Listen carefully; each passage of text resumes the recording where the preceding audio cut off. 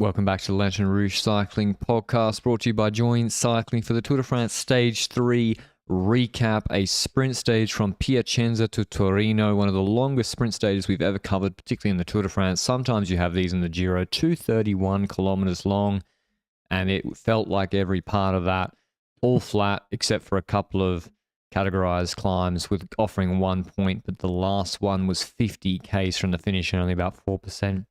So definitely a nailed-on sprint stage. And was there any pre-stage issues, Benji, drama, anything like that? Not really drama. There was talk about who's going to take the yellow jersey today, because we got to keep in mind, 4 riders are on 0 seconds before the stage starts. So the tiebreaker is stage positions.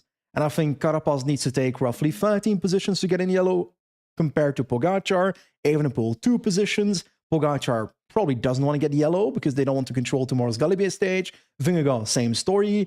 Remco is a bit double-sided because even if Remco takes yellow, I do not believe that they have to change their racing strategy, right? Because they can still just ride and not control the race, because it's not like if Quickstep don't control the race that Visma and UAE are just going to let each other ride off into the distance. They'll still control each other, right? Yeah, the yellow jersey is an illusion. It doesn't change anything in week 1 of the race. It's about time gaps. That's why Poggi was kind of... he looked visibly annoyed almost yesterday, Benji, when he took the yellow jersey on stage placements. And at least normally when you take the yellow jersey, you have the benefit of at least some time gain. But he didn't even have that. For team... Well, it's an illusion when it comes to control for teams that are not Visma and UAE. I think those are the 2 teams that don't want yellow. I mean, even if Visma have yellow, it doesn't like change the plan or anything. It's just annoying. I think you got to do like an extra hour of media. You got to wear the jersey. You've got to be at the front of the stage presentation the next morning. You're around a lot more people. Yeah. You got to do an extra doping control maybe, which takes time. So yeah, I think you lose at least an hour every day you're in yellow, an extra hour of recovery. So yeah, it is a bit of a burden this early. How much does the yellow jersey or the distinctive jersey still impact the time trial on stage 7 when it comes to, if you take it today in the sprint, will that be a negative thing, or is Santini's skin suit good enough to the point that you don't know that, or is it not customized as well as, for example, for Remco de Castelli skin suit? I don't really know, to be honest. I'm not the aero expert. I mean, Vingegaard seemed to go pretty quick last year with it. And Poggi wore the white one, did he not, in 2020? I think it's not ideal. You have to do an extra fitting, which again is more time. So it's just another additional annoyance, even if it does net out as the same speed. The other thing today, Benji, was the 3K rule, where if there's a crash in the final 3 kilometers and you're held up or involved, you get put on the same time as the group you're in. That got moved to 5 kilometers to go. Which I don't know why in particular this stage, but it did. And I think it's because the first sprint stage. And I don't necessarily mind them testing this out because it's a bit of a test phase for the UCI to try these things. And moving it from 3 to 5 kilometers means that the GC riders will fight for position until 5 kilometers to go. And then on paper, they would move back gradually and let the sprint teams take over, because then the GC riders are on paper safe, right? From my perspective, it worked really well. I will get into it in a second, but I actually think it does make a difference. There's been studies, I think a few years ago now, about the 3K rule inducing crashes, because then you fight more to get to 3Ks to go. But the problem with 3Ks is there's not much time to get out of the way. Yeah. And also, do the sprinters teams want to let you be in front at 3Ks to go? Whereas at 5Ks to go, it goes without saying, you have extra time to move to the back and there's less urgency in the swap. Yeah, because no sprint lead out starts at 5Ks to go hitting the wind ideally, unless you have a train of HCC, back at 15 years ago. So, and no team apart from maybe Alpecin has that.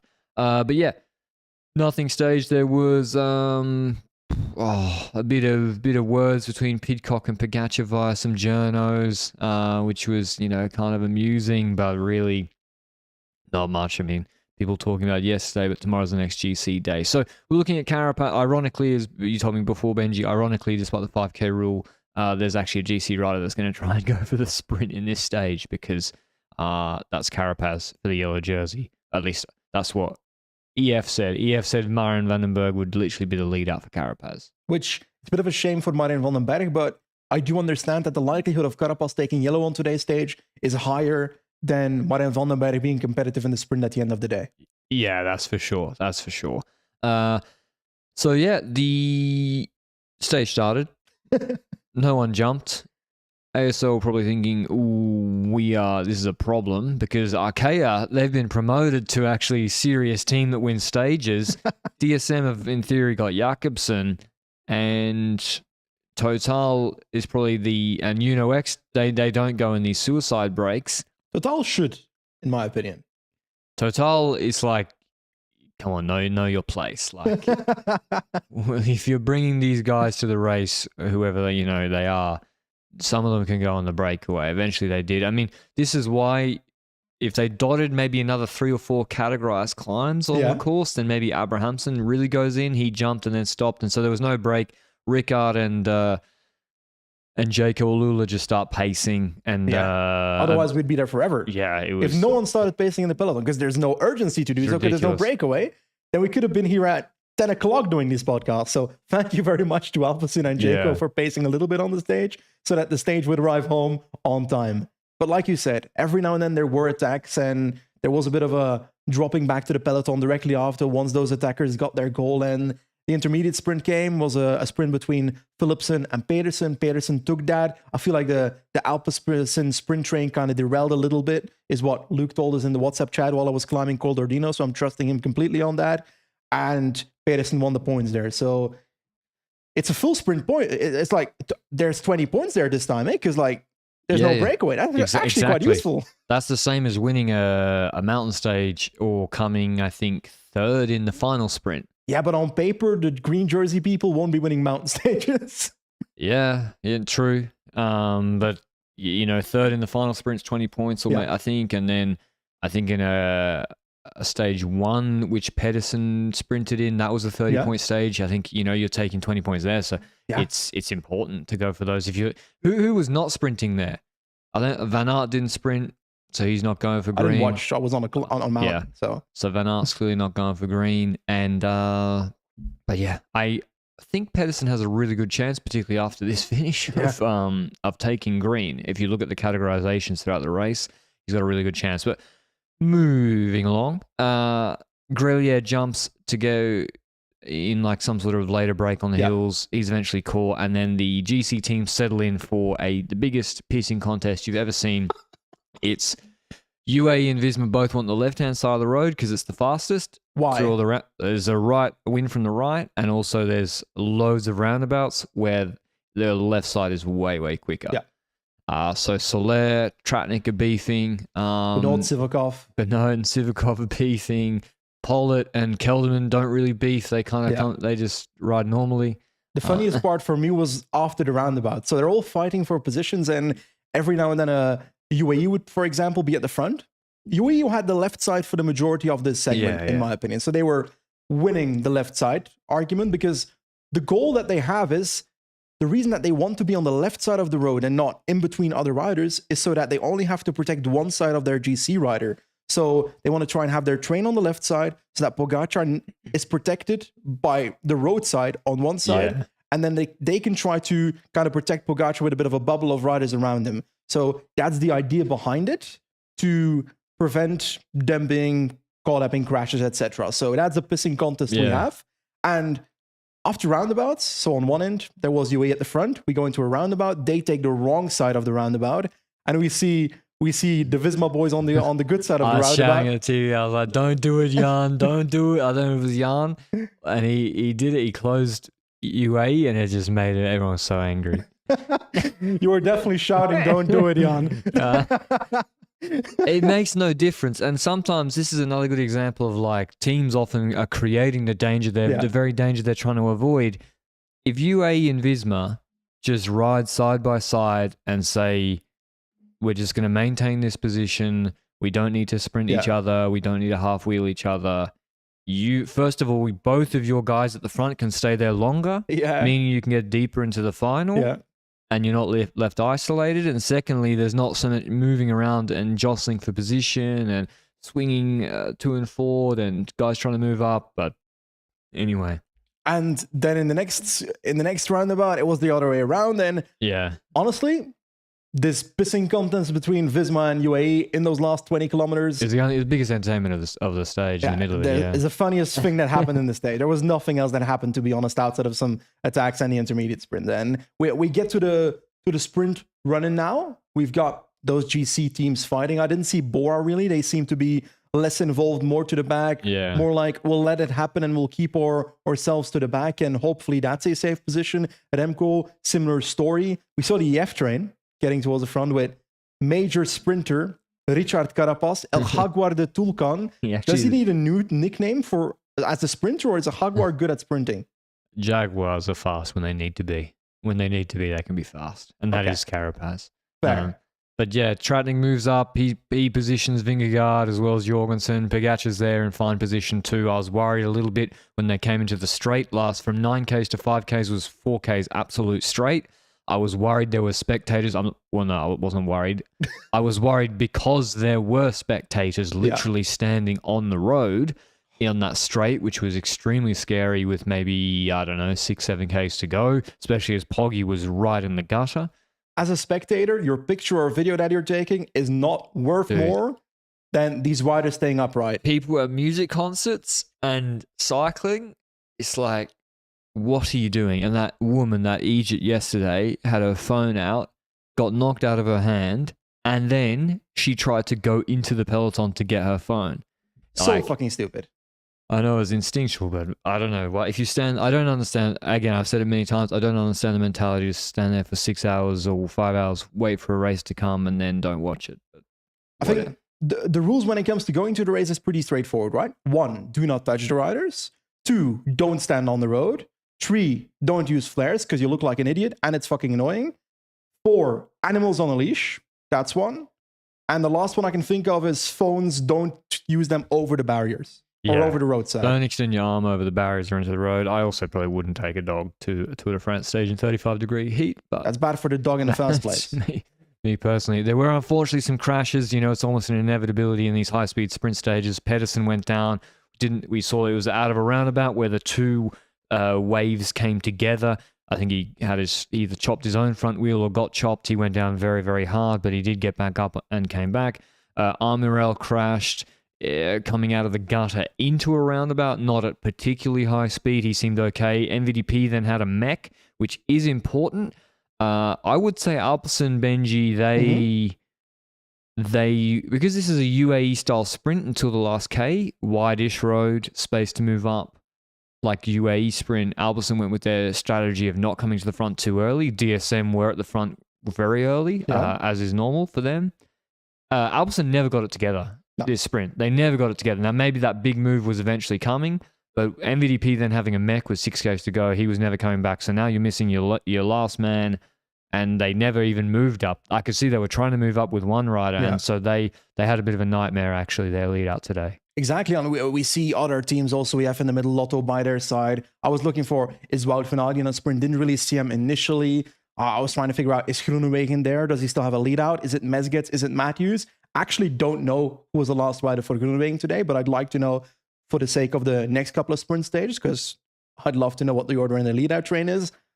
But the whole sprint scenario, we got over into those last 5 kilometers, but it's still dangerous. It's super chaotic. And we see a crash happening on the left side of the road. I gotta be honest, I'm watching this race with Patrick on the couch, and this man sees a blip of a wheel turning a little bit in like the far distance. And he's like, there's a crash. And I've got no clue what happened in the peloton. I don't see it at all. And 2 seconds later, I see half the peloton down. Well, 20 riders? It's more just like if you see space through the riders, more than was before, then there will have been a crash, unfortunately. How many riders were involved? I think maybe 10. Oh, okay. It was a bit deeper in the peloton on the right-hand side as the peloton looks at it. And it was mostly the Israel train, although I can see that Ackerman finishes with Carapaz, so I feel like he can't have been involved. But a lot of Israel guys down, Covitus guys down, but also not Coquard. So Van Aert very nearly crashed, very, very close. It's always when you see the lead-out man of the sprinter stop and look back, then there's a pretty high likelihood that their sprinters nearly crashed. And you saw Laporte looking back, so that was danger signals for Visma. I think the 5K rule worked, Benji. Yep. I think it actually worked. At 5Ks, Visma, Ineos, and UAE all just went to the side and did what they're supposed to do, went fully back, and the sprinters teams who'd been waiting, DSM and co, came to the front and took over. And I actually think it worked. And then thankfully, it looks like none of those GC guys were involved in what was a very high-speed crash in the middle of the peloton, not really right at the front. But did it hinder other sprinters? Because for sure, I was looking at the front angle of the shot, and Alpecin wasn't there, but they weren't there in the first place. They were probably hindered by that crash because they were on that side of the road before the crash happened. And I was looking at the teams that were doing the lead out, and on the left I saw DSM, on the right I saw Intermarché, and then I saw individual rides like Groenewegen, like Delis still trying to fight for his position, and EF had Bettiol trying to lead out for Carapaz, and it was very chaotic. And I gotta be honest, with a kilometer to go, I had no clue who was going to win. I didn't know who was in the group. I didn't know who was sprinting. I didn't know if lead-outs became sprinters. Honestly, I'm rewatching it now. It was very clear there was a huge split. It was clear that Phillips and Van Aert and Cavendish were not there. So maybe 3 of the top 6 favorites were not there in the sprint. Intermarché were well represented, but we come through 1K to go or 800 meters to go. And this is what I don't know who Intermarché were going for today. I have a feeling Intermarché were going for Gerben Thijssen. Because if you look at the last sweeping left-hand bend, Turnison is leading out and with like 500 meters to go, 600 meters to go. But there's no Binny. Binny's in 10th position. Groenewegen's on his wheel. I think it's Mezgets who was actually the last man for Groenewegen. And then Thijssen realizes he's too far forward and kind of gets washing machine back. Yeah. But he wasn't doing the lead out for Binny. Otherwise, he would have kept kicking. He went for both riders. It looks like, they both got to sprint.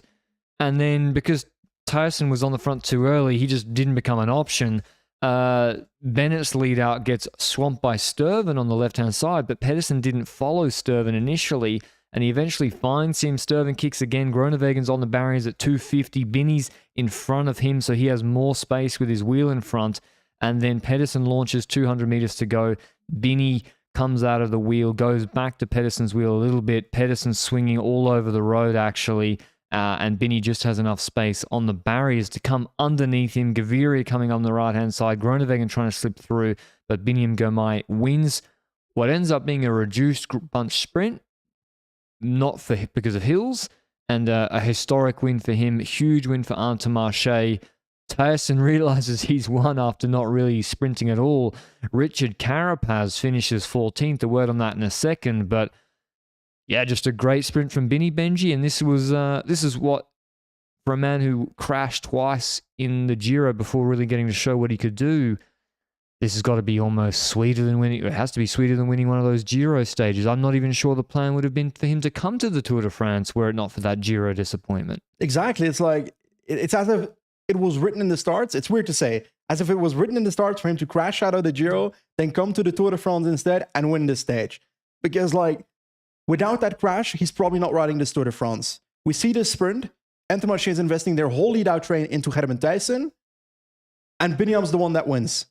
I wonder if that will change stuff for the coming weeks, because Biniam's sprint was really impressive. It was impressive, yeah. When it comes to the Giro, I was already impressed by Biniam's sprint in the first 2 stages before he really crashed out. So he looked quick, but I wasn't sure about the pure flat sprints. Because in the past, he's that versatile sprinter that gets that. His positioning's been the problem when it's been 100 guys, And today he fought for his own position in the Tour de France sprint. Yes, it benefits him that Alpensin's not there with an entire sprint train, that it's pure chaos on the road. It's maybe a bit easier because there's no blitz sprint train at the front except for their own. So it's just very impressive to see this from Biniam, and the man walked into cycling like crazy. I remember the good old days when he was riding that Belgian ChatGPT race for the juniors. Don't know what it's called, and beat Remco in that one race, Stavelo or something. Axel Minster Starvelot or something. That's the first time I heard of him. Then I signed him on Pro Cycling Manager and became pretty good. But in real life, and then he went to Delco, and then we all assumed he had a buyout clause, and Delco died. Yeah, and that actually wasn't true. He had a 4-year contract on a bad Pro Conti team after showing that he was an elite rider. And it's weird to say, but it's good for Binyam that Delco died. Well, yeah, of course. And then Wiesberg picked him up, and the rest is history. So huge win for him. And you've said it before, multiple times in the past, the fact that a rider like Binyam ends up on Intermarché, which a team with not that much budget. No. That's crazy to me. Yeah, well, Luke's saying he had bigger offers maybe from Quickstep or UAE. I think UAE, that might have been after Gen Wevelgem. I don't know if that was before he signed with the extension or before he signed the initial contract, but certainly after he won Gen Wevelgem, he would have had the pick of the bunch, and he actually extended there. So I think a really, really nice opening 3 stages for parity in cycling, Benji. We go with, who won stage 1? Bardet for DSM, Vauquelin for Arkea, and now Binny for Intermarché. 3 of the teams with the smaller budgets winning the opening Tour de France stages. Really, really nice to see. And also Binny making history as well. That is fantastic to see. So he was very emotional in the interview afterwards. So historical victory for Eritrea and Africa as well. Just a very romantic start to the Tour de France. And to see Binyam win this flat sprint against sprinters that on paper, I'd say Groenewegen has the fastest sprint compared to him if you see them head-to-head on a flat sprint. But then there were small things that happened in the sprint, like I think De Lee jumping to the wheel of Stuyven. Pedersen couldn't take the wheel of Stuyven. A bit in the wind there. That hinders Pedersen a bit. Then De Lee's involved in a lot of hindering, by the way, in the last few meters. De Lee moves to the right, kind of impacting Groenewegen's line. I don't think this would have changed anything when it comes to the results. Groenewegen had his chance. I could see him there. I was like, you better jump now, buddy, because if you're, say there's like the lead out and then 1, 2, 3, and you're the third sprinter and they're like 2 meters off the barriers. Binny's always going to jump in that space. So if you don't jump and beat him to that spot, he's going to jump cleanly into that space. And he waited and the gap never opened up. So Binny didn't hinder Groenewegen illegally, but if the yellow card system isn't in play yet, but for me... De Lee, you mean? Binny didn't hinder Groenewegen. De Lee hindered him. Oh, yeah, you're fair. But the yellow card system, I think this is a very clear example. Pedersen, to me, yellow card.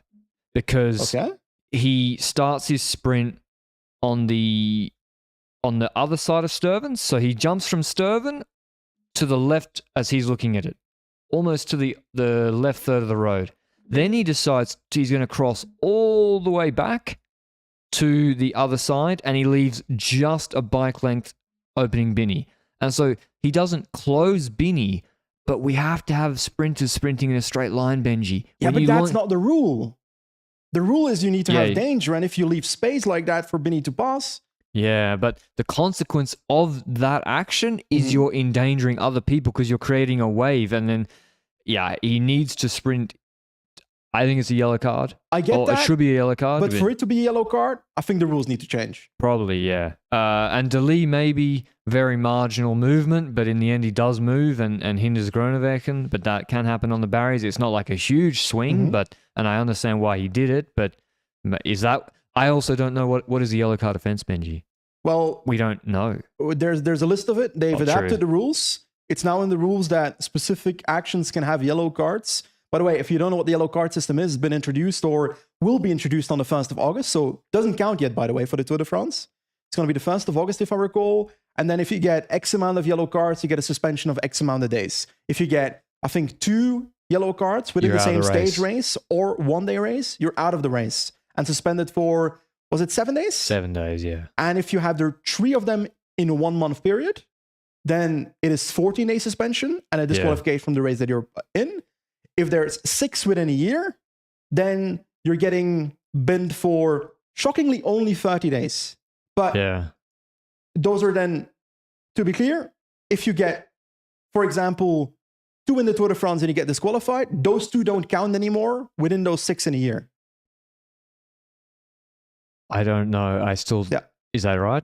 Yeah, and at first I thought that didn't make sense, but going through the rules, it does make sense, but it's so complex that I can't even explain it. Yeah, I think it starts on August 1. Yeah. It starts after the Tour de France, so we'll see it in action in the Vuelta, maybe in the sprints there. But yeah, I think we got to have guys sprinting straight. I mean, we've been saying it for 5 years. Talking about yellow, who's in yellow? Richard Carapaz, El Hagua de Tulcan with the lead out of Vandenberg. Vandenberg probably should have braked actually to let him come across ahead of him. But anyway, Carapaz finishes 14th. I should probably actually read out the top 10 first. Biniam Girmay wins ahead of, we didn't mention him, but Fernando Gaviria with fuck all lead out. And also, we probably didn't mention him tongue in cheek when in the preview as the sprinters, but 150 UCI points for Movistar and a second place in the Tour de France stage. Thanks very much for coming. It did help him that there was actually a very high pace and lead outs and he didn't have a stalled opportunity to jump too early, but he did a good sprint. De Lee third, Mads Pedersen fourth, Groenewegen in fifth. He will be, I think, a bit disappointed actually. Bauhaus sixth, Jacobsen seventh, Ballerini sprinting in lieu of Cav, who was caught behind the crash, eighth, Bennett ninth, Lecoq 10th. And yes, Carapaz 14th means that he goes into the yellow jersey. That was the plan for EF Education Easy Post on stage positions ahead of Poggi, Evenepoel, and Vingegaard. Topic. Biniam Girmay. He wins his Tour de France stage. He's won a Giro stage in the past. He's won Gent-Wevelgem before that.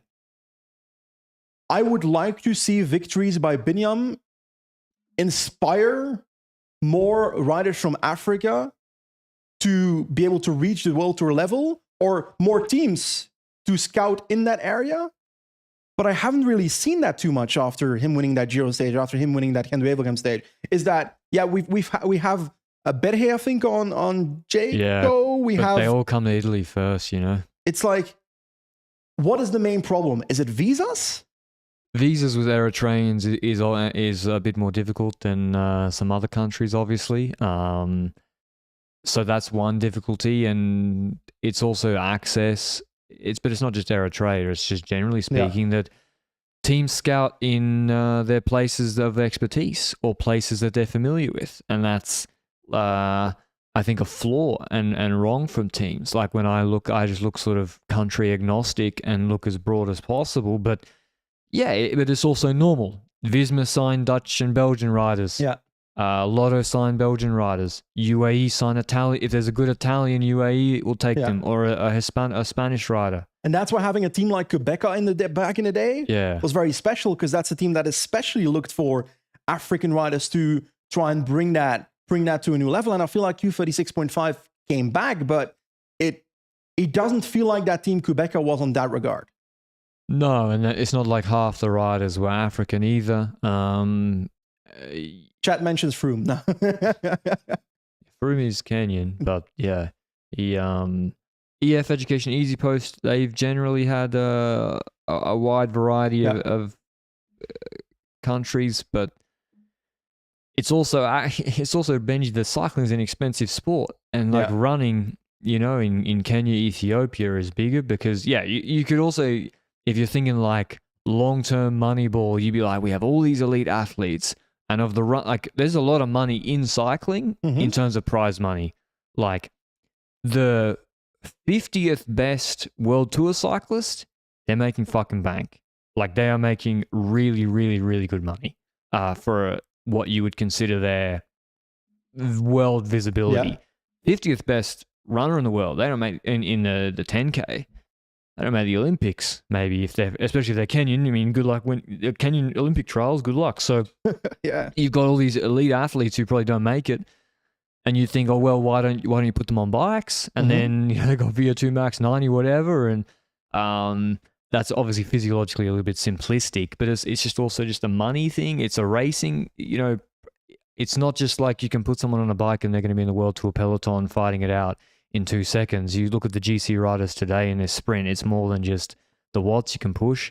And it's, local racing, all that. So unless, Benji, some team goes and sets up an academy in these countries, Which happens with Canyon SRAM generation, no? I'm not sure. I think they've got a pretty African focused. Yeah, they do, but I don't know if they have an academy there Okay. or how it works. But or you do testing there and you get people to come in and do some testing, and then you offer them the most talented a place in Europe on a development team or junior team. But it requires a lot of vision. It requires like a 10-year, 15, 20-year plan. Yeah. The UCI, obviously, we should say that the UCI does this themselves. Binny actually was on the UCI men's club team back in 2019, which, that's, I think also Malubran was there. Yep. So Debesai as well. Yeah, He was the brother of Mix Debesai, I think. I would say that's a pretty good strike rate, to be honest. Like both those, and Malubran's actually like a good rider. And then he got onto Delco the next year. I guess Eritrea itself has a good history of cycling, though. Same with Rwanda a little bit. Eritrea, I think, was an Italian colony. But anyway, that's a long story. Short is it's not an easy answer, Benji, and unless there's like a massive billionaire from Africa or a corporate that has that vision, then it's going to be probably the UCI doing it, and they're doing their best. But at the end of the day, it probably will have to be some teams doing it as well, like Canyon SRAM Generation, as you said. Rwanda Worlds is coming. Yep. So there's some money there that is seemingly willing to invest in cycling, and they've got the Tour de Rwanda, which is a pretty great race with the Muri Kigali, and that's in the World Scores. No, I bloody hope so. I think the Muri Kigali, they have to be. Yeah. It's a hilly course. Yeah.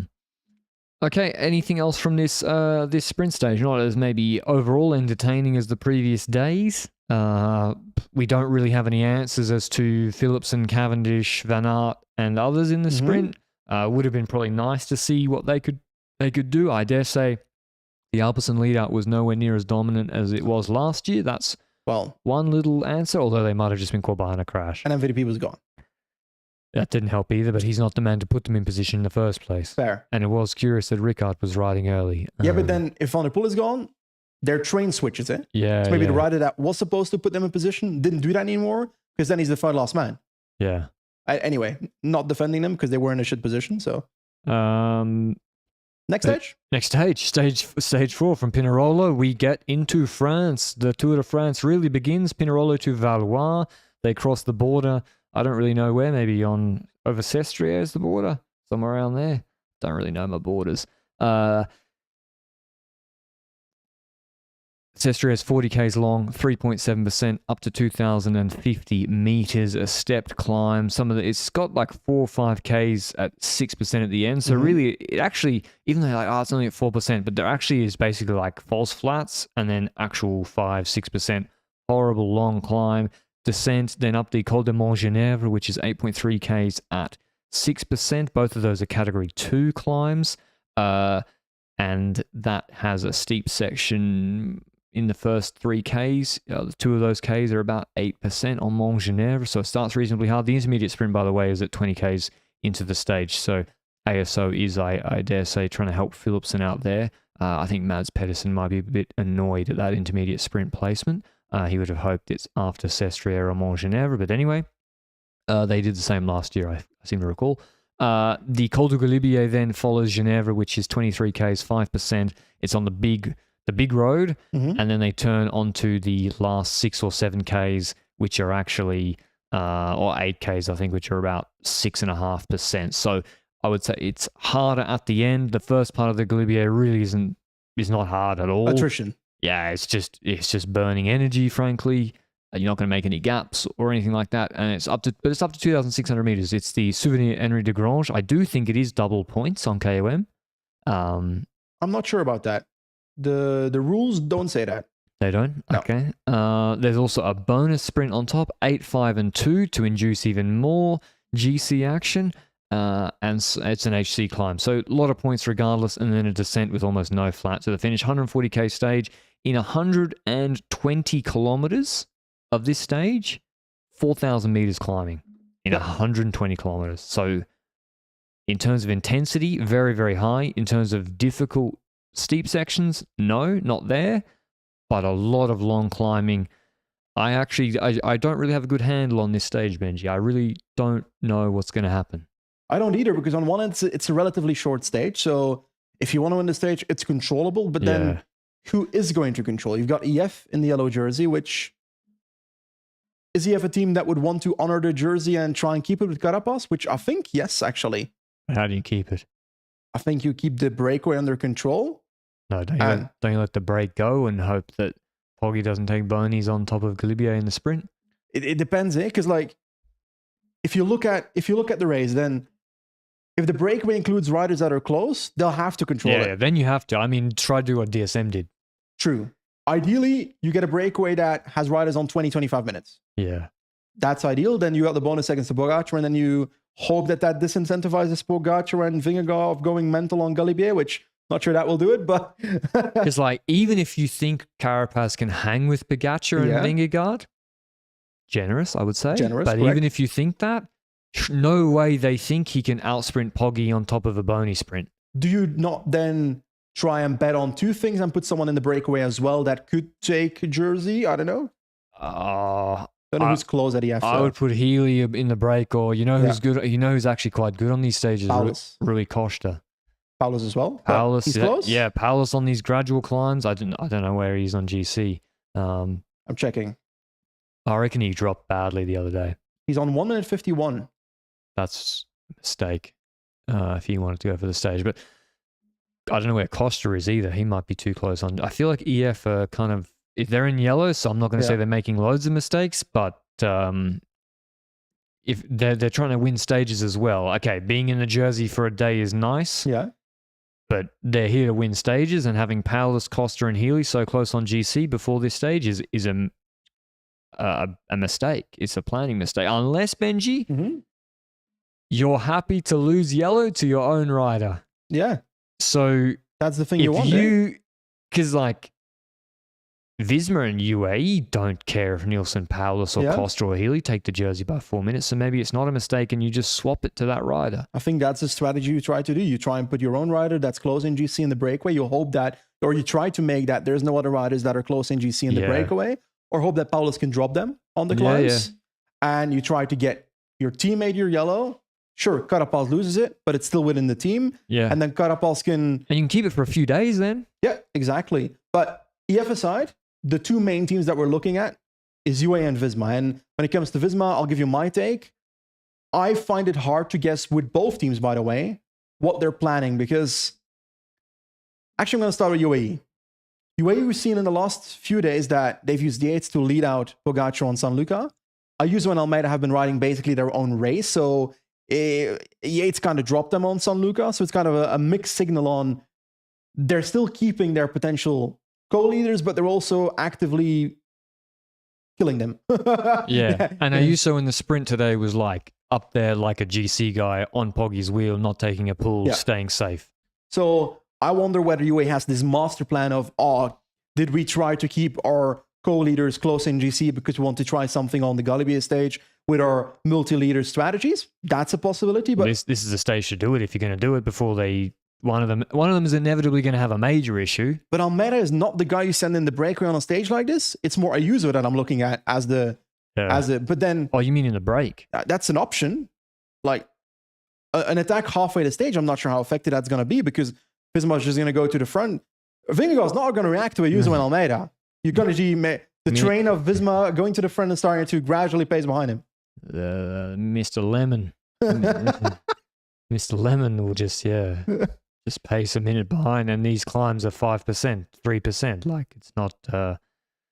But then, Benji, if they get in a big breakaway, gets out of control, it's not like you're riding, on your own against them. So I don't know exactly, but I would... And even if that breakaway fails and Ayuso is kind of burnt that way, Visma will have been chasing during the day. Yeah. And they will have used their team throughout the day, and that maybe gives some options later. I don't know. I'm just scratching at straws here. I don't see them using that way. Before the race, I thought they would do a pace on Sestriere with Pollitt. Yeah. And then a pace on and then the end of Sestriere with with Soler. Yeah. Then I thought they'd go Soler, Sivakov, or Montgenèvre. And then I thought they'd try to get them also to do the easy part of Galibier, and then launch attacks on when they turn onto the proper part of the Galibier at the last 9Ks is what I thought they'd do. Pollitt said in the media, Luke, or you sent me a tweet from somebody that said Fabian Wegman said that Pollitt told him before stage 1 that UAE wanted to launch on stage 4. The problem is that their actual domestiques, the real domestiques on UAE, they can't do 6 watts per kilo for 5 minutes the last couple of days on back-to-back climbs. True. So Almeida's in good shape. Yates is in good shape. Ayuso looks to be in better shape yesterday. But, yeah, like what pace can Pollitt and Soler and Sivakov set? Maybe a good one. Sivakov probably, but Wellens and Pollitt climbing has not looked so good. And then when it comes to Visma, I'm thinking, okay, they've kind of gained confidence, I think, over the last 2 stages when it comes to Vingegaard. So is Visma going to see this opportunity and is going to say like, okay, we might not have been planning to do something here because we weren't sure about Vingegaard. Maybe we'll try and do something on the stage now. But doing something there, the only 2 options that I see that they've done in the past is either they send a satellite rider up the road like Wout van Aert, like back in the day, or they base each climb and try and put energy expenditure into someone, into Pogacar, obviously, is their competitor. But this is not the stage where I expect Vingegaard to drop Pogacar either. No, because at the end of the day, it's 6%, and they couldn't drop each other on Tourmalet, and then Vingegaard overextended on Coulthard, and Poggi countered him. And but on a 6% climb, let's say the attack phase starts in the last 3Ks at 6%. I mean, maybe Poggi, in theory, it should suit Poggi more, though, because it's not that steep. And there's bonus. I mean, do UAE really not care about bonies? Seems not. I know. 18 seconds is 18 seconds, man. It is. Like, the bonies might be the reason that UAE decides to control. Yeah, maybe. I mean, and it's not 18 seconds, eh? No, because on the other stage it could have been. Because no, it wouldn't have been. No, it wouldn't have been. On stage 1, it could have been bonies because Vingegaard wouldn't have been anywhere near the sprint. But yesterday, Vingegaard would have taken the second position. So, yeah. And here, Vingegaard would on paper be losing the sprint to Pogacar. So that's he would lose a 3-second delta at the bonus sprint and 4 at the finish. 4 at the finish, indeed. So that's 7 in total. But 7 is still worth it if you can do this multiple times over a Grand Tour. The whole descent and then the last flat bit, he might not even ride with you. Yeah. So, but then again, if he doesn't ride with you, what's the worst thing that can happen? That Remco catches up and he sprints as well, and well, actually that might help Pogacar because that might be a rider in between them. They might lose the stage though. Yeah, but he might gain more bonus seconds. I think he'd want to take the stage, make sure he takes the stage. Yeah, Remco's sprint is not too shabby actually, and or someone like Carapaz. I mean, Carapaz again, he was so good yesterday. Will he just auto drop on this climb? I don't think if the big 2 start attacking properly each other, I would not expect Carapaz to be there. But if they start to play games, slow down, then for sure he can come back. The descent is fast, not too technical, straight down to Valois. The weather forecast is like mild to warm conditions, bit of cloud cover, nothing severe, no rain most likely. As I said at the start, I'm no closer to having an ideal handle on what's going to happen. Before the race, I would have said UAE are going to absolutely nuke it. Now I'm not so sure. I think, but then it's so short. How can the break win? True. Yeah. My eyes are also on the podium battle. When it comes to Remco, when it comes to Roglic, will Roglic show again a place of vulnerability on the Galibier climb? We'll see. Is Remco as strong on these mountain stages as he was on the San Luca stage? Because on the San Luca stage, we can't even talk anymore. We rewatched that last climb yesterday evening, and Remco was in a horrible position. Roglic as well, but Remco's the one that made it back to the front. And he then had trouble reacting to Pogacar, or didn't react because he needed to recover from that effort of coming back to the front. I'm wondering how close Remco would have been if he was in good position, and how close he can be on Galibier. I don't know. That's the real key, and I think Remco, this is a big moment for him. Big mountain, 2,600 meters against the 2 big guns in good shape. we'll see. I again think if they start kicking off, he probably should just do choo-choo at his own pace. It's interesting. Yeah. Because I would do that if I was him. it's like it's not really the same as O'Connor trying to respond to Vingegaard, because O'Connor would clearly lose from Vingegaard. Yeah. When it comes to Rango versus Pogacar and Vingegaard, I feel like he's just like in the middle of, should I ride my own race and let these guys fight each other, or should I actually try to react on them? And I don't know which one he'll go for. I think he should do it like G in the Tour 2022. But are you then not giving up your chance to potentially win No, for a podium? You got to hope they cancel each other out. Okay. And yeah, if one cracks as well, you might even be able to go past him if they overextend. So I would do it like I would ride his pace, and he's also got to do the maths that if he's in good shape and he rides absolutely full gas TT style, Yeah. the gap can't be that big. It just won't be that big because he's so aero on 6%. Mm-hmm. Yeah, very true. It's the arrow that really makes the difference, because if it's any other rider, I'd say, oh, the draft is gone, Yeah. etc. But I just wonder how close he'll be at the end of the stage, because after this, the next obstacle is the time trial where he can take yellow. Stage 7, Remco will win that stage. Yeah. So, but then counterpoint to what I just said, Benji, Remco's not the best descender. So if he's not on the wheel for that long descent, he could be losing 25 seconds compared to being on the wheel. But it's not a technical descent. It's not, but the other two are much better descenders than he is. They really are. But yesterday, He didn't take any time on the descent. but he I don't didn't think. lose any either. True. I don't think, yeah, maybe not. The cameras refused to show poor old Remco yesterday. And when he said Carapaz wasn't helping him. Are we underrating Carapaz for a stage that goes over 2,000 meters? No, I think Carapaz should be good here. Okay. I wouldn't be surprised if Carapaz is again not with the top two, but with Remco or in the top 5 again. Carapaz should be good here. Yeah. I would expect. And maybe EF do just fully back him. I'm not sure.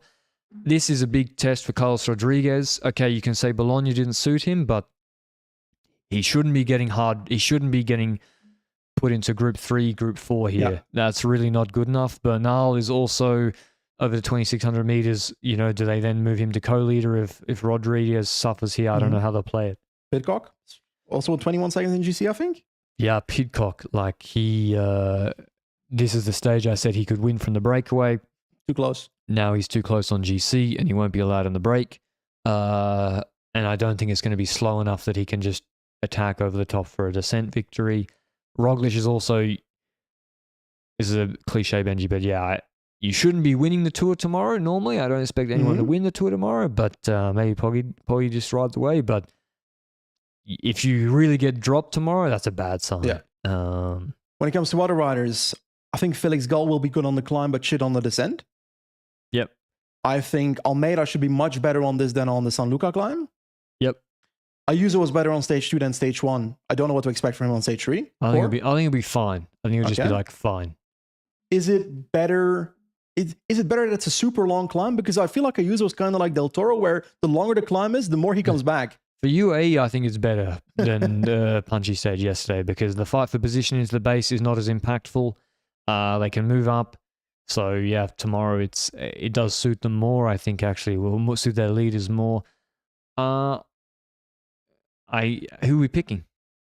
I want the GC fight for this. I'm sorry, but I've loved the romance of the last few days, but now I want shit to get done. I want the GC team to control.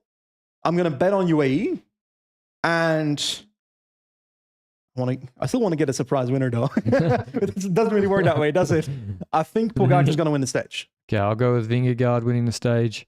And if we had to pick someone that isn't Pogacar and Vingegaard,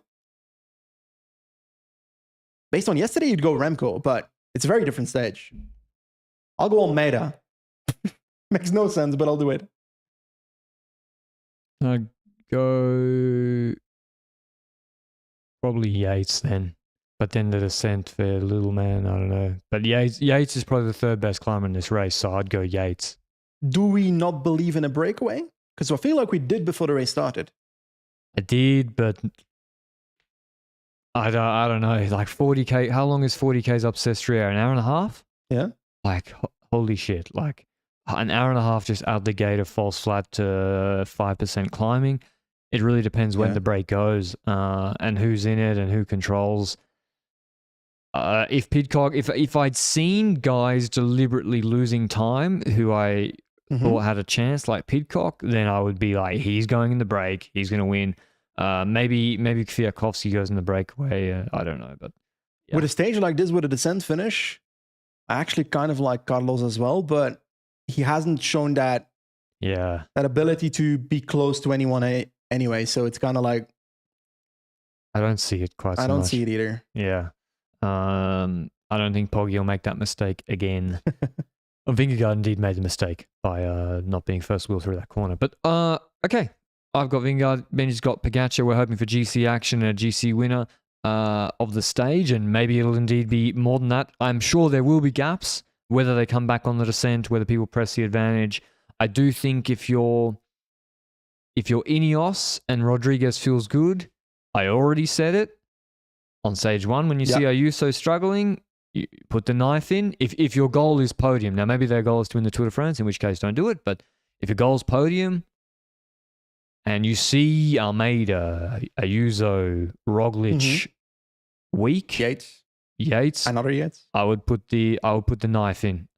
Even if it looks like you're dumb pacing for Pogacar to win the stage, if Rodriguez feels good, and it works the other way. It works the other way for Bora, or no, they don't. They're going for the win. I don't know.